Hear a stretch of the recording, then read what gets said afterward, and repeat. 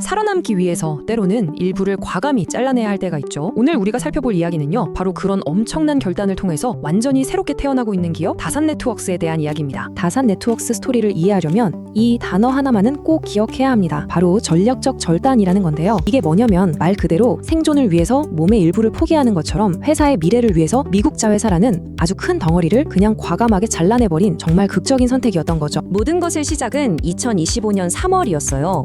미국에 있던 자회사 DGS가 파산을 신청해버린 겁니다. 와, 이거 진짜 엄청난 위기잖아요. 그런데 말이죠, 다산네트웍스는 이걸 그냥 위기로만 보지 않았다는 게 핵심입니다. 오히려 이걸 기회로 삼아서 부실 덩어리였던 미국 사업부는 딱 정리해버리고 돈이 되는, 그러니까 수익성이 확실한 아시아 사업부만 쏙 빼서 다시 가져오는 전략적 절단을 실행한 거죠. 이야, 이건 뭐 잠재적인 위기를 완벽하게 전략적인 기회로 뒤집어버린 한 수였다고 볼 수 있습니다. 바로 이 지점에서 다산의 새로운 전략이 정말 흥미로워집니다. 자, 왼쪽의 커넥티비티 사업, 요즘 AI다 스트리밍이다 해서 데이터 양이 폭발하잖아요. 기존 인터넷망으로는 감당이 안 되는 거죠. 바로 그 문제를 해결하기 위해 기존보다 10배나 빠른 10지폰 장비를 공급하는 거고요. 그리고 오른쪽 오토모티브 사업은 자동차가 이제는 움직이는 컴퓨터, 즉 SDV로 변하면서 생기는 데이터 병목 현상을 풀어줄 고속 이더넷 부품을 제공하는 겁니다. 보세요, 둘 다 미래 산업의 가장 핵심적인 골칫거리를 정면으로 해결하고 있는 거죠. 다산은요, 세계의 아주 강력한 방어벽으로 자기만의 요새를 단단하게 쌓고 있어요. 첫째, 높은 전환 비용. 이게 뭐냐면 통신사들은 한 번 설치한 네트워크 장비를 이게 너무 비싸고 복잡해서 쉽게 바꿀 수가 없어요. 일종의 락인 효과죠. 둘째, 비용 우위. 핵심 부품을 남한테 사오는 게 아니라 직접 만들어서 원가를 확 낮춰버리는 겁니다. 그리고 마지막으로 LNG 프로젝트 같은 새로운 사업으로 회사 전체의 수익성을 끌어올리는 거죠. 이 세 가지가 딱 합쳐져서 아무나 넘볼 수 없는 강력한 경제적 회사를 만드는 겁니다. 그리고 여기서 가장 중요한 포인트가 있어요. 이런 경쟁력이 뭐 하루아침에 똑딱하고 만들어진 게 아니라는 겁니다. 지난 30년 동안 그 험난한 시장에서 살아남기 위해 버티고 싸우면서 쌓아올린 그야말로 경험과 기술의 결정체라는 거죠. 자, 지금까지는 다 좋은 이야기였어요. 그쵸? 그럼 이 모든 전략적인 변화들이 정말로 돈이 되고 있느냐, 즉 성과로 이어지고 있느냐가 중요하겠죠. 이제부터는 숫자로 직접 확인해 보겠습니다. 결과는 거짓말을 안 하니까요.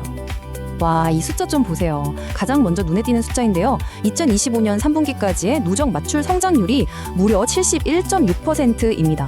71.6%요? 이건 뭐 회사의 체질 자체가 완전히 바뀌면서 얼마나 강력한 성장을 만들어내고 있는지 보여주는 정말 놀라운 수치라고밖에 할 말이 없네요. 그럼 이 71.6%라는 성장률이 실제 돈으로는 얼마냐? 바로 1,360억 원입니다. 3분기까지 누적 매출액이 이만큼 나온 거죠. 회사의 덩치 자체가 다시 커지고 있다는 아주 명확한 신호입니다. 자, 그리고 이게 진짜 중요한데요. 그냥 겉으로 보이는 매출만 늘어난 게 아니라는 겁니다. 드디어 영업이익이 적자에서 흑자로 완벽하게 턴어라운드 했습니다.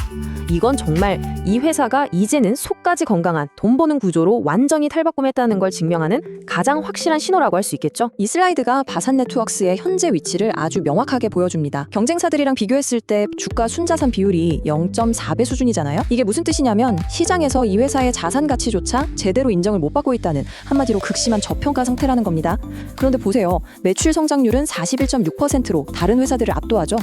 자, 낮은 가치평가에 높은 성장률, 이런 조합은 안정적인 유비쿼스나 이미 고평가된 성장주인 현대오토웨버와는 완전히 결이 다른 이야기입니다. 이건 바로 근본적인 구조 변화에 투자하는 하이베타 기회라는 걸 의미해요. 쉽게 말하면 리스크는 있지만 성공하면 정말 대박을 터뜨릴 수 있는 그런 독특한 포지션에 있다는 거죠. 자, 그럼 앞으로 다산네트웍스는 어떤 길을 가게 될까요? 기본 시나리오는 지금의 성장세가 꾸준히 이어지는 가장 현실적인 그림입니다. 베스트 시나리오는 여기에 더해서 우크라이나 재건 사업 같은 초대형 호재가 터지는 경우를 말하는 거고요. 반대로 워스트 시나리오는 글로벌 경기가 갑자기 나빠진다거나 하는 외부적인 리스크가 발생하는 상황을 가정한 겁니다. 그러니까 기회와 리스크가 명확하게 공존하고 있는 상황인 거죠. 결국 다산네트웍스의 이야기는 우리에게 이런 질문을 던집니다. 이 과감했던 전략적 절단과 사업 재편, 이게 과연 위기를 기회로 바꾼 성공적인 턴어라운드의 완벽한 청사진이 될까요?